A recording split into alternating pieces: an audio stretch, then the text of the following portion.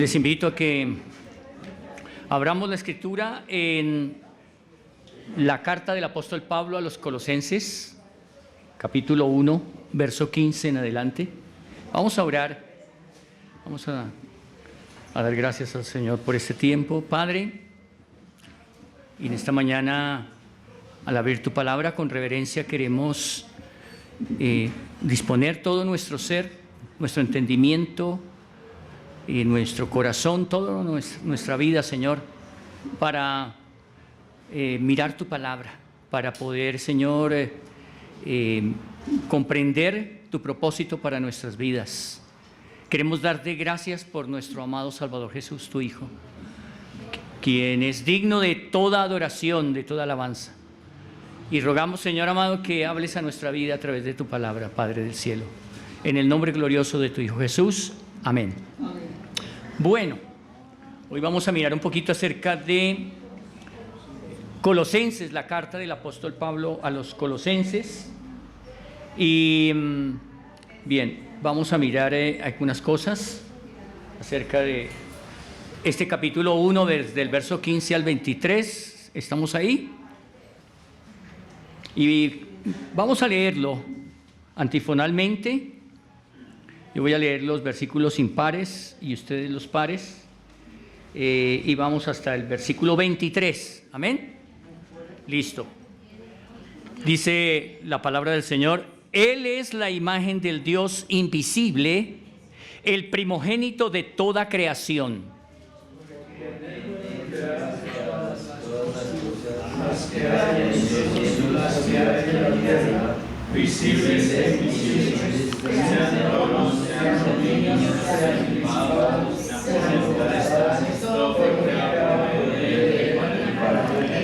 Y Él es antes de todas las cosas, y todas las cosas en Él subsisten.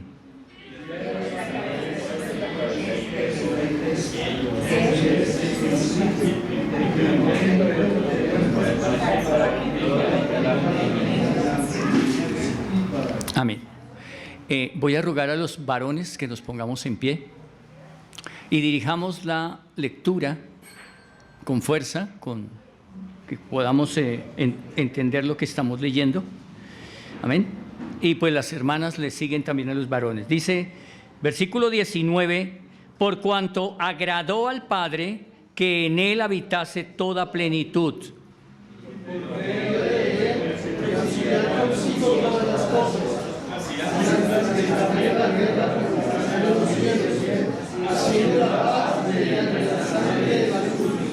Y a vosotros también, que erais en otro tiempo extraños y enemigos en vuestra mente, haciendo malas obras, ahora os ha reconciliado.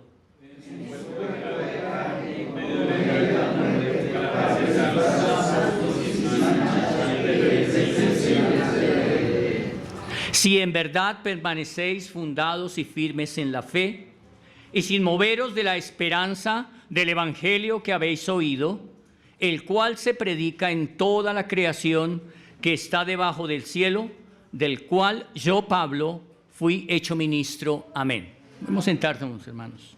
Gracias. Bien. El tema de esta hermosa carta que el apóstol Pablo escribe a los hermanos en Colosas es lo excelso de la persona de Cristo. Lo excelso de la persona de Cristo. Y me gustaría que de pronto quisiera que un hermano, un varón, nos leyese el Salmo 89, versículo 27. Salmo 89, versículo 27, con fuerza. Como lo decía el apóstol Pablo a los hermanos en Corinto, ¿no? Varonilmente, con fuerza.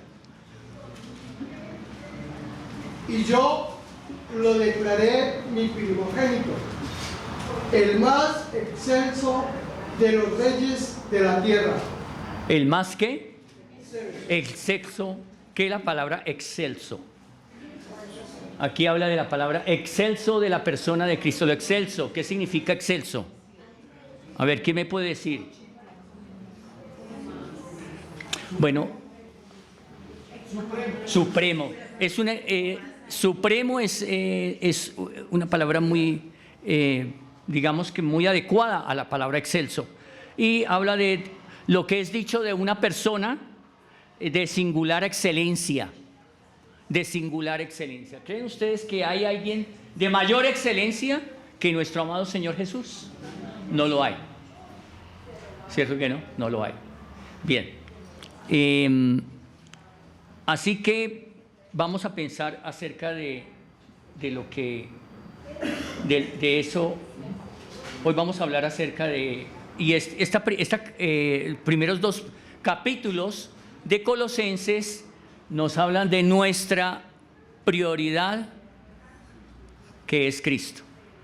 Nuestra prioridad de Cristo. ¿Creen ustedes que Cristo es una prioridad para nuestra vida?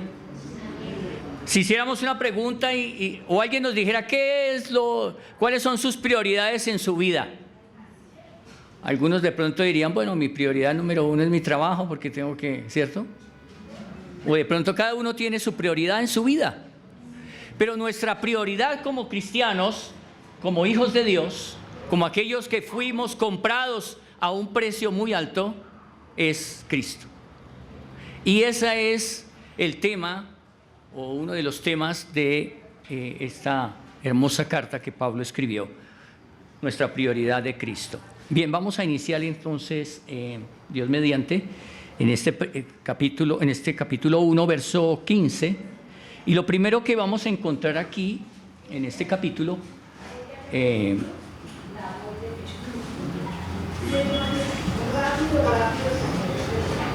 bien, y es en su relación con el Padre.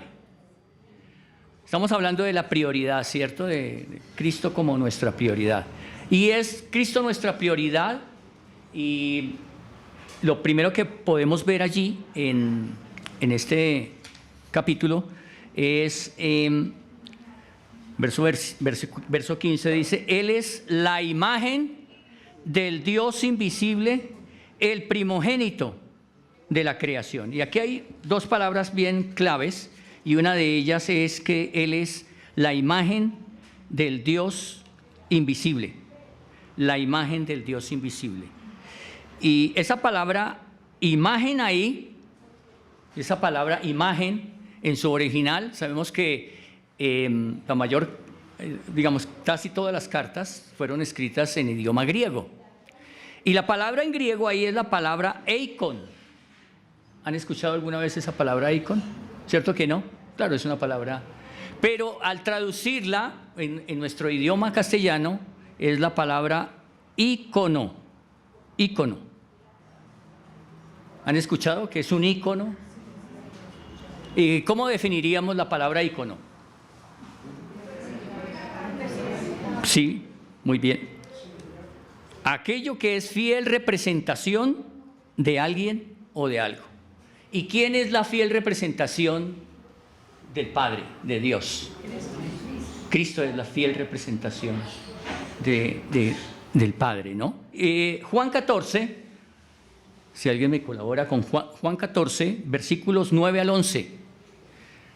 Hubo alguien que le dijo: muéstranos al Padre y nos basta. ¿Quién fue ese? ¿Quién recuerda quién fue ese que dijo esa palabra? Felipe. Amén. Gracias, hermano. Se ganó usted un premio por buena memoria. Felipe le dijo al Señor Jesús: muéstranos al Padre y ya, y nos basta. ¿Y cuál fue la respuesta? ¿Alguien que tiene ahí Juan 14, 9 al 11?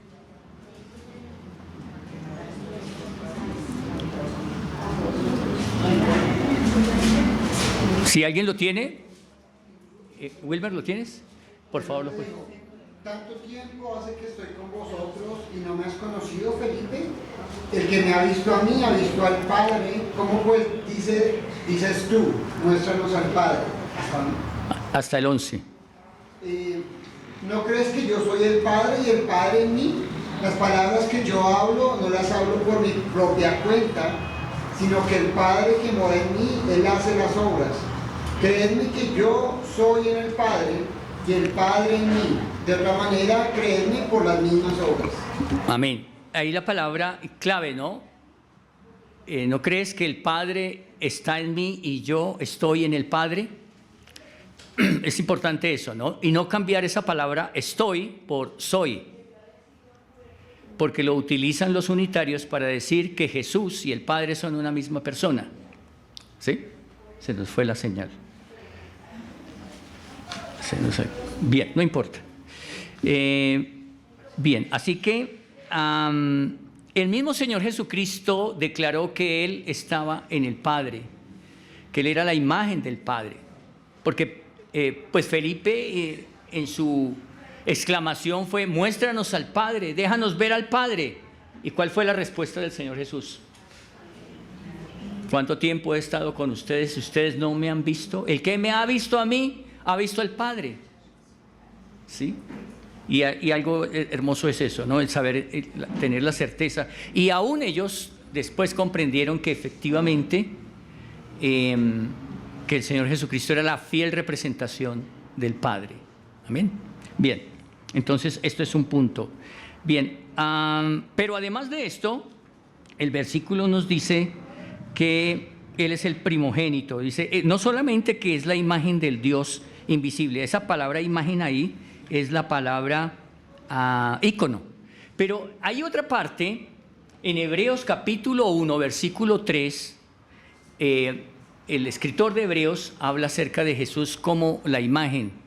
Voy a leerlo. Hebreos capítulo 1 es un versículo hermoso.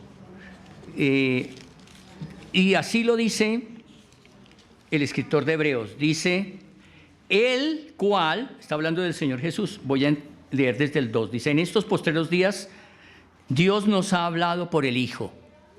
En estos postreros días Dios nos ha hablado. El escritor está hablando que Dios ha hablado muchas veces y de muchas maneras a los hombres, a través de los profetas habló, ¿cierto? Recordemos que sí. Y dice, en estos postreros días Dios nos ha hablado ¿a través de quién?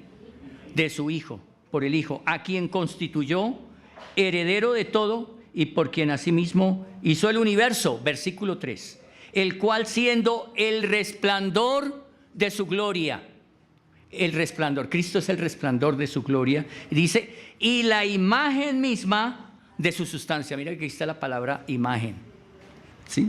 Esta imagen que está aquí, esta palabra imagen aquí, no es la misma que está aquí en Colosenses.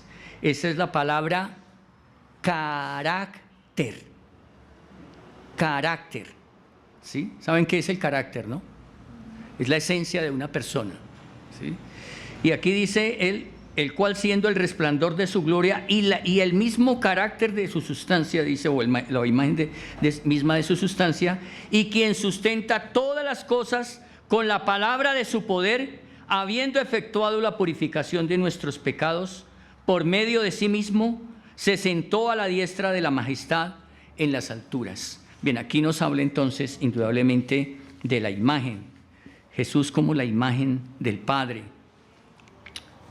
Y fundamental entender eso, ¿no es cierto? Y ellos tuvieron que entenderlo. Bien, esa es una de las partes. Luego dice que Él es el primogénito de toda la creación. Es el primogénito de toda la creación.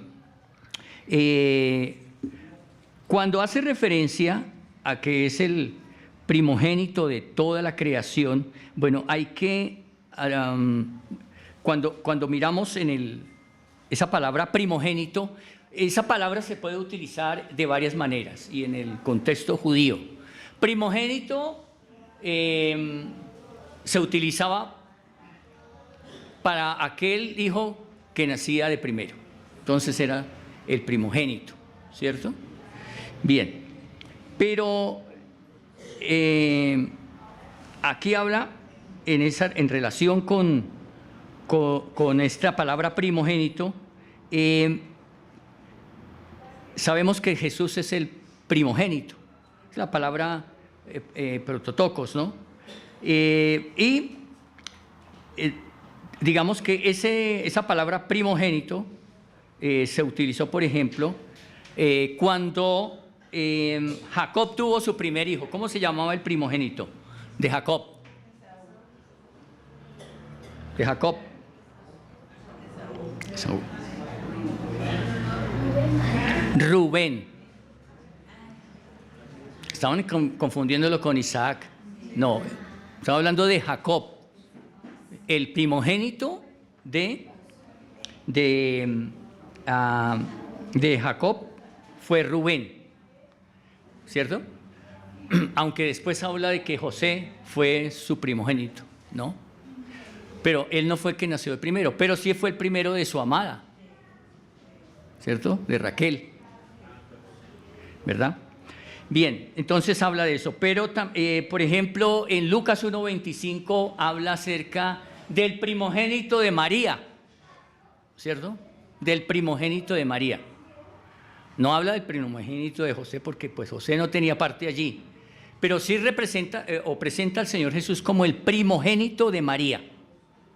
Y cuando se habla de un primogénito es porque si hubiera tenido un solo hijo, pues sería el unigénito.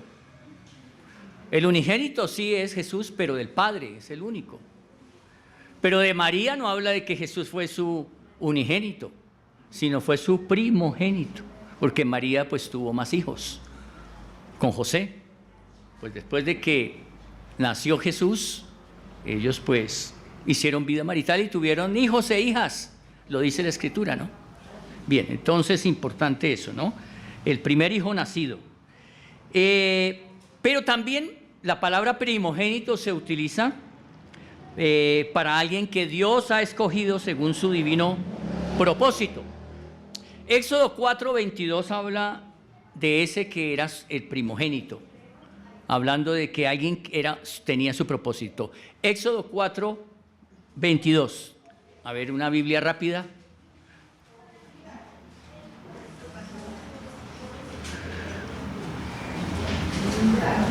Y está hablando de uno que Dios llamó. Éxodo 4:22. Y dirás a Faraón: Jehová ha dicho así: Israel es mi hijo, mi primogénito. Amén. Muy bien. Israel es mi hijo, mi primogénito. Eso se lo dijo el Señor a Faraón, ¿no? Bueno, Moisés escribió estas palabras. Así que aquí Dios habla de un hombre que es Israel. ¿Quién es Israel? Jacob, ¿cierto? Su nombre fue cambiado a Israel, el que pelea con Dios, ¿sí? Y es reconocido, y Dios lo reconoce como su primogénito, ¿sí? Su primogénito, a esa nación. Bien. También es usado para designar un puesto de superioridad o supremacía. Y en este caso, ¿cuál aplicaría? El último, ¿cierto? Para designar un puesto de superioridad o supremacía, como lo dice el Salmo 89:27, ¿no? El Cristo encarnado es el heredero y dueño absoluto de todo el universo. Él es el primogénito. Y primogénito porque está por encima de todo. Es el dueño absoluto de todo. Bien. Versículo 16, vamos nuevamente aquí al Colosenses. Versículo 16 dice: porque en Él fueron creadas todas las cosas, las que hay en los cielos y las que hay en la tierra, visibles e invisibles, sean tronos, sean dominios, sean principados, sean potestades. Bien, aquí hablando acerca de Cristo como el diseñador, como el creador y diseñador y sustentador de todo el universo. Y dice, los versículos que estamos leyendo, dice: en Él fueron creadas, ¿qué cosas? Todas las cosas fueron creadas en Él. O sea, había un propósito del Padre al crear todo. Claro, en ese momento de la creación, ¿quién estaba creando? ¿Solamente el Padre? No. También, pues, el Hijo y el Espíritu Santo estaban allí en la creación. Pero todas las cosas fueron creadas, ¿cierto? En Él. y habla de lo que está en el cielo. ¿Qué hay en el cielo? Que fue creado. Las aves. ¿Las aves son del cielo o de la tierra? ¿Los qué? Los cielos, ¿cierto? Aquí puede estar hablando del cielo espacial, ¿cierto? Todo lo que es el universo, ¿cierto? Todo el universo, y lo que hay todo en el universo es del cielo, es cielo, ¿no? Es el cielo astral, ¿no? Los planetas, las millones y millones de estrellas que nadie sabe cuántas son, ¿no? Los planetas que hay. Bueno, hay una cantidad de cosas allí. Cada vez que la NASA envía más equipos por allá, se da cuenta que hay una cantidad de otras cosas y hacen nuevos descubrimientos. Así es, todo lo que fue creado en el universo fue creado para Él y por Él, ¿sí? Lo que hay en los cielos, los ángeles, ¿cierto? En el cielo están los ángeles. Bueno, ¿y los ángeles caídos dónde están? Pues también están en los cielos, pero están en los cielos, estos que conocemos nosotros como el firmamento, ¿sí? Bien, muy bien, visibles o invisibles. Todo lo que tiene que ver con lo material, ¿eso fue creado por quién? ¿Fue el producto de algo que vino de la nada? No, cierto que no. El universo tiene un movimiento, todo el universo se va moviendo. Veía, por ejemplo, que lo que es la Vía Láctea se desplaza. ¿Quiénes han viajado alguna vez a 35.000 kilómetros por hora? ¿Ninguno? ¿Su merced no montó en jets? No. Sí, pero no viaja eso. Esa es la velocidad que nuestra constelación viaja, a esa velocidad. Increíble, ¿cierto? Y de alguna manera estamos viajando con esa, o sea, si hemos viajado a esa velocidad. Alguien podría decir, no, es imposible viajar a esa velocidad.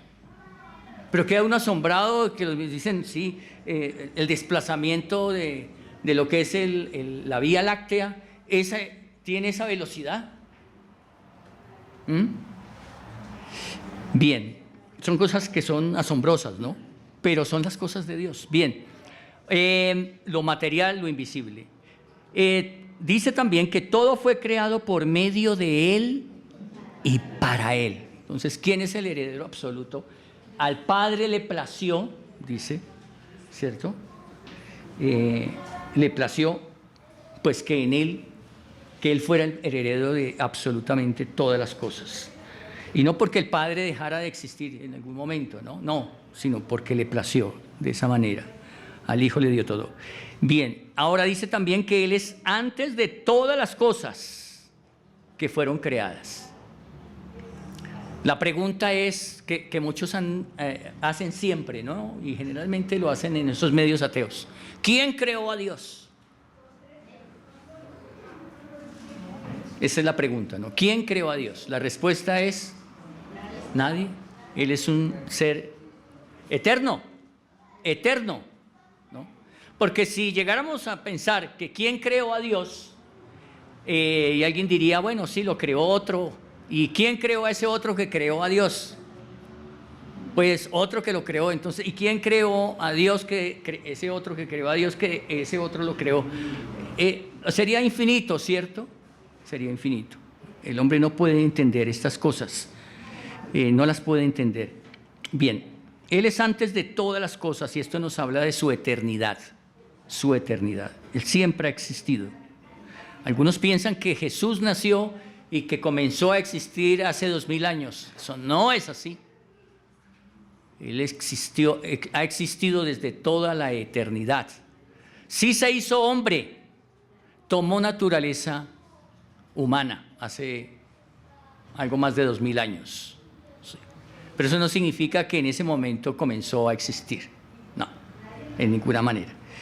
Bien, todas las cosas, dice finalmente aquí, en este versículo, todas las cosas, verso 17, y Él es antes de todas las cosas, y todas las cosas en Él subsisten. Eso significa que Dios es, Jesús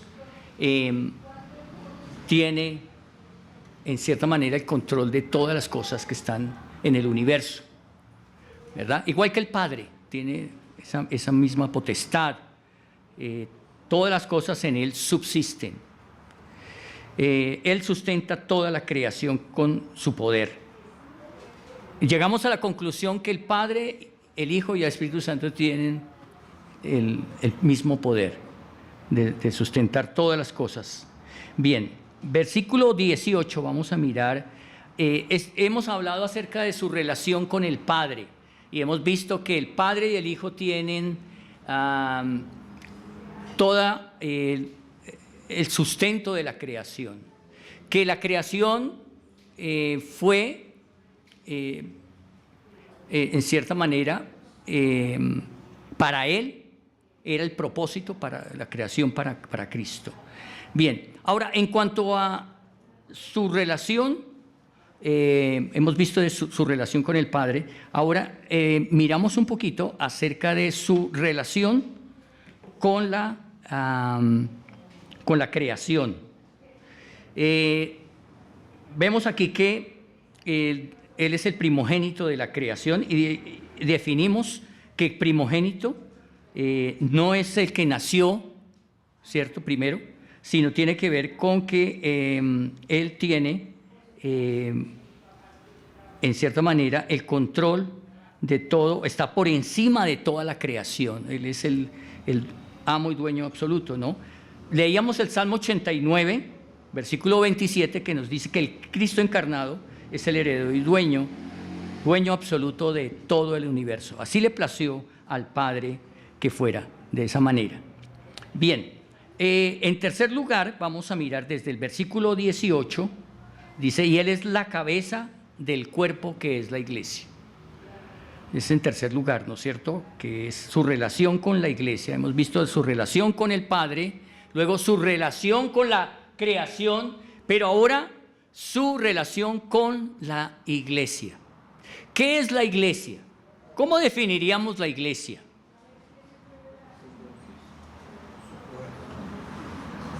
Es definido como el cuerpo místico de Cristo, el cual Él es su cabeza y nosotros somos su cuerpo. Eso lo dice la Escritura, ¿cierto? Lo dice aquí en el verso 18, dice, y Él es la cabeza del cuerpo que es la iglesia. Hay algunos que piensan que la iglesia es una organización. ¿Sí? Tal vez han escuchado ustedes eso, que la iglesia es una organización. ¿La iglesia es una organización?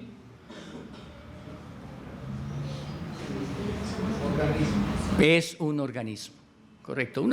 Hay algunos que dicen que son testigos de no sé quién, que dicen que ellos son la organización de Jehová en la tierra.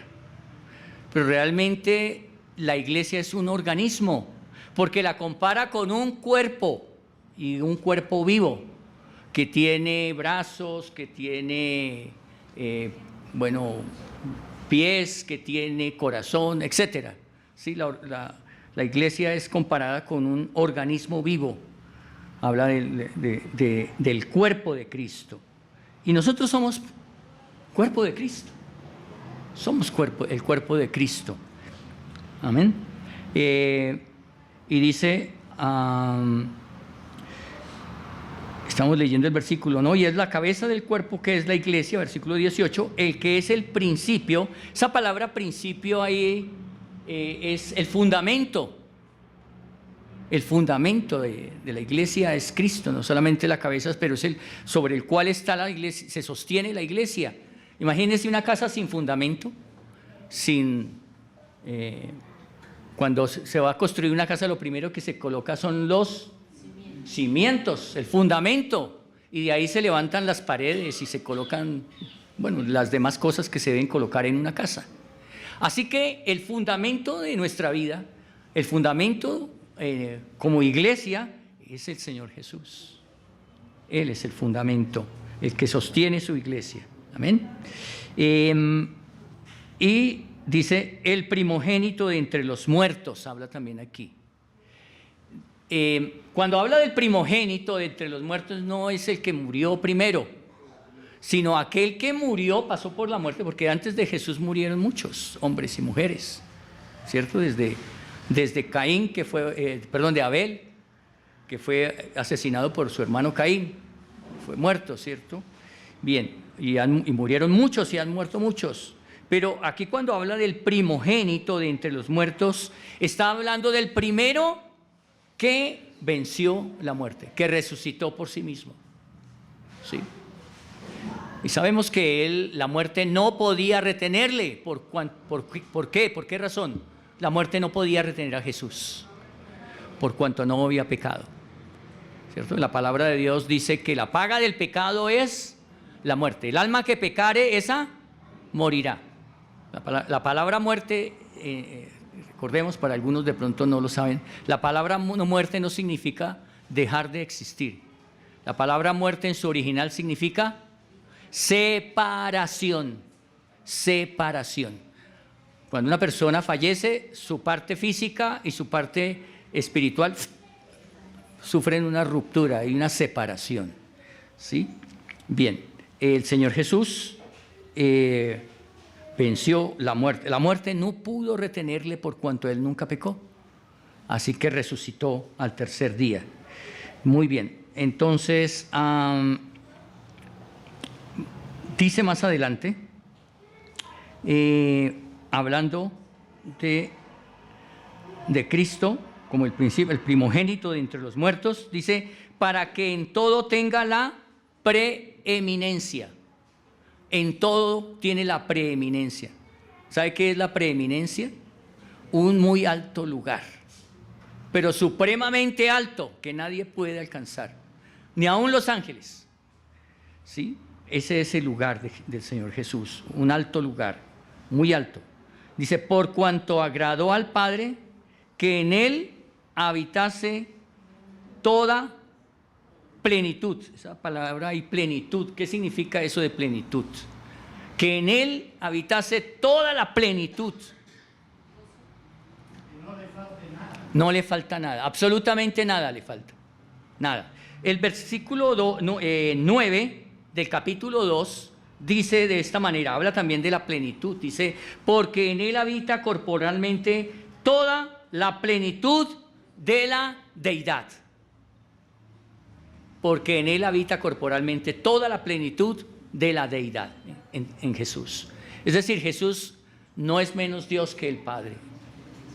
No es. Claro, Él está sujeto a su Padre, pero no significa que no tiene la misma posición que el Padre, ¿no? Eso se llama la subordinación posicional, ¿cierto? El Hijo siempre estuvo, cuando vino a este mundo, estuvo en cierta manera subordinado a su Padre, y en todo momento lo mostró. Él nunca hizo nada por sí mismo, sino lo que el Padre le mandó. Sí, eso nos habla. Ahora el Espíritu Santo también está subordinado, y eso se llama la subordinación funcional. ¿Sí? No es que uno sea mayor que otro, pero sí hay una subordinación funcional. El Padre fue el que trazó el plan de salvación. El Hijo, ¿qué hizo? Lo cumplió. Era necesario que Él viniera y se hiciera hombre y que tuviera una naturaleza humana, pero sin pecado. ¿Sí? Y el Espíritu, claro, y Él cumplió la obra salvífica, la obra de salvación, a través de su muerte en la cruz. Y el Espíritu tiene otra función. ¿Cuál es? ¿Qué piensan? ¿Cuál es la función del Espíritu Santo en la salvación? Convencernos a través de la palabra de Dios. Es el Espíritu Santo quien convence. No es el ser humano el que convence a otro, ¿no? Como dijo alguna vez un rey muy famoso, le dijo a Pablo, ¿no? Le dijo, Saulo, por poco me persuades, por poco me persuades. Y Pablo, la respuesta fue, por poco, por mucho, yo quisiera hoy que conocieras realmente a Jesús como tu Señor y Salvador. Y es el Espíritu Santo quien convence, y tiene formas maravillosas de convencimiento. Hay unas que son muy dolorosas, Y el ser humano tiene que doblegar su dura cerviz y reconocer. Pero hay otras que son más tiernas y amables, ¿sí? Él sabe de qué manera trabaja en cada corazón. Algunos de los que estamos aquí fuimos más duros que otros. Yo fui uno duro. Varias veces escuché el Evangelio. Hasta que un día Dios mismo me doblegó y tuve que reconocer que le necesitaba a Él. Bien. Y dice entonces, agradó al Padre que en él habitase y por medio de Él reconciliar consigo todas las cosas, así las que están en la tierra como las que están en los cielos, haciendo la paz mediante la sangre de su cruz. Y esto todavía nos habla acerca de su relación con la iglesia, el considerar que Cristo es una prioridad, que es la mayor prioridad para mí, al reconocer que Él estuvo dispuesto a hacer la paz mediante la sangre de su cruz. Cristo estuvo dispuesto y no fue fácil el poder Él mismo permitir que hicieran todo aquello por causa de su amor por nosotros. Dice, y a vosotros también, que erais en otro tiempo extraños y enemigos en vuestra mente, haciendo malas obras, ahora os ha reconciliado. Tal vez en un inicio los judíos pensaron que la salvación era exclusivamente para ellos. Y eso lo podemos ver nosotros en el libro de los Hechos. Pero realmente la salvación no solamente era para los judíos, fue también para los que no éramos judíos. Los judíos que eran tan religiosos y que tenían pues la ley, la Torá, y que se jactaban de ello. Y nosotros, bueno, los gentiles, los que estábamos tan lejos, fuimos también cobijados por ese amor maravilloso. No solamente fue para ellos. Por eso dice que éramos en otro tiempo extraños y enemigos en nuestra carne, haciendo malas obras. No teníamos absolutamente ningún convencimiento de que aquello era bueno o malo, ¿sí? Dice, ahora os ha reconciliado. Esa palabra reconciliar es volver a unir. Y dice, y en el cuerpo, en su cuerpo de carne, por medio de la muerte. Qué hermoso esto. O sea, fue necesario ese cuerpo de carne, ¿cierto?, que el Señor Jesús tomó. El propósito era reconciliarnos con el Padre, volvernos a unir, ¿sí? Aunque siempre estuvimos separados, pero era unirnos. Dice, para presentarnos santos y sin mancha e irreprensibles delante de Él. Aquí hay tres cosas importantes, ¿no? Y era para presentarnos santos. Esa palabra santo significa apartado, puesto aparte. Entonces es como cuando uno se metió el agua y entonces dice, ay, los muebles, ¿qué hacemos con los muebles? Entonces, ¿qué hace con los muebles, no? ¿Los deja mojar? No, ¿cierto? Los aparta de aquello, ¿no? Bueno, y ahí podríamos colocar muchos ejemplos. Pero la palabra santo es aquellos que han sido puestos aparte, ¿sí? Han sido sacados de un lugar y han sido puestos en otro lugar mucho más especial, ¿sí? Eso significa la palabra santo. Bien. Y además de eso, dice, no solamente para presentarnos santos, sino sin mancha. Sin mancha. Ustedes se imaginan escrito en aquel libro todos y cada uno de los pecados que hemos cometido en nuestra vida y que cometimos antiguamente, ¿sí? Y están todos ahí numerados. Y que un día diga, bueno, abra el archivo del señor Miguel, y está todo su archivo ahí. Y cuando dice, no, pero este archivo ya fue cancelado, ya alguien pagó por estos pecados. El problema es que aquellos que no se han puesto en paz para con Dios, para aquellos que han rechazado la gracia de Dios, allí están escritos y un día tendrá que afrontar esto. Eso es algo tremendo. No sé cuántos de nosotros hemos estado delante de un tribunal y que se abre el expediente y dice, bueno, a usted se le acusa de esto, de esto, de esto, de esto, de esto, de esto, de esto, de esto, de esto, de esto, de esto, y esto, y esto, y hay pruebas de esto.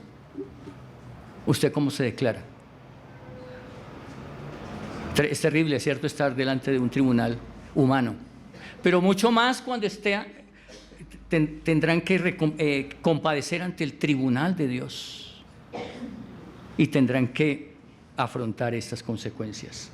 Bien, así que sin mancha e irreprensibles delante de Él. Esa palabra irreprensible es que como que no hay nada de a dónde agarrarle, ¿no? Es decir, no hay una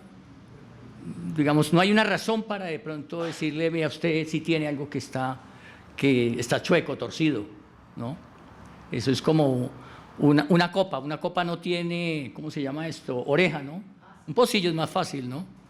¿Verdad? ¿Qué tal que nos den, por ejemplo, algo caliente en una copa y uno, ¿cierto? Y esa palabra irreprensible es que no tiene de dónde agarrársele, ¿no? De dónde echar mano para acusarle de algo.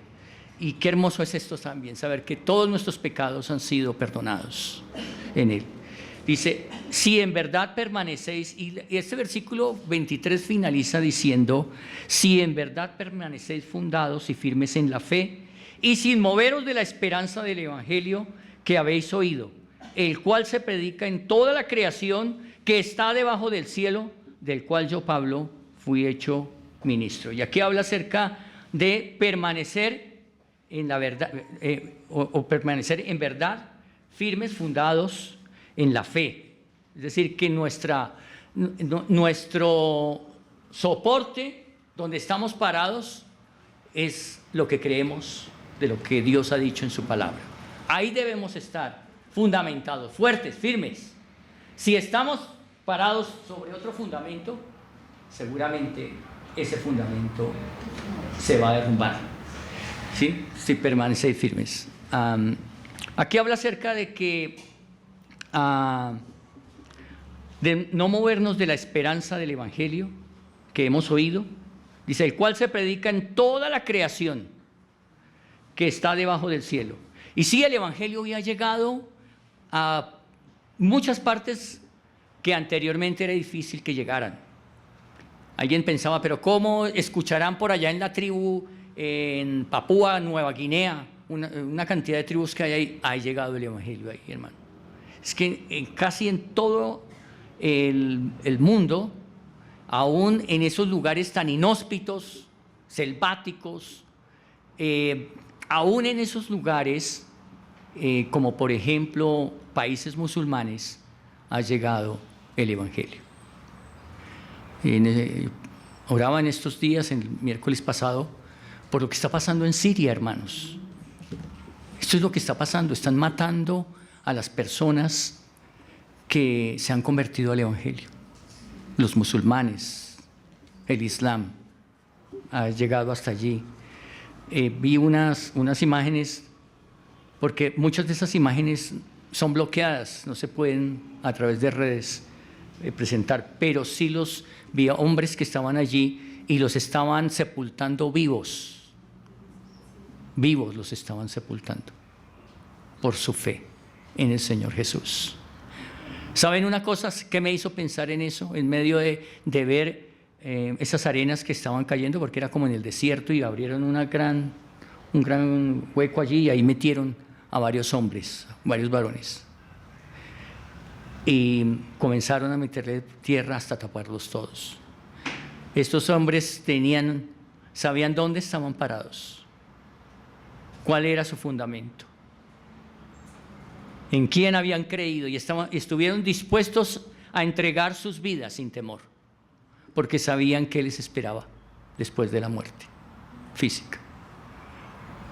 Buen siervo fiel, sobre poco has sido fiel, sobre mucho te pondré. A veces, cuando tenemos la grande responsabilidad de llevar el evangelio a otros, como hablábamos esta mañana, nos da temor, nos da miedo, ¿no? Como que yo qué le digo a esta persona, o como no quiero que de pronto esta persona me responda y me diga que no quiere escuchar de este mensaje. Pero no importa, hermanos. Creo que aquí es donde debemos nosotros mostrar realmente que nuestra prioridad es Cristo. Que no hay nada más importante y no debe ser nada más importante que la persona de Cristo en nuestras vidas. Amén. Padre, gracias. Hoy hemos podido, Señor, a través de tu palabra contemplar, Señor, a nuestro amado Salvador Jesucristo. Y al comprender de qué manera, Señor, Él es la imagen tuya, Señor. Él es, Señor, la imagen del Dios invisible. Padre, a través de Él hemos podido conocerte, Señor. Y gracias por eso. Pero también gracias porque toda la creación está en las manos de tu amado Hijo. Él es el primogénito de toda la creación, el que tiene todo el derecho sobre la creación. Y gracias por eso también, Señor. Pero también como en su relación con nosotros como iglesia, Señor. Hoy reconocemos, Padre, que Él es nuestra prioridad. Que no hay otra cosa más prioritaria que nuestra relación con Él, que nuestra obediencia a Él, que nuestra disposición para Él, que nuestro tiempo para Él. Padre, gracias por tu misericordia y bondad. En Cristo nuestro amado Salvador. Amén.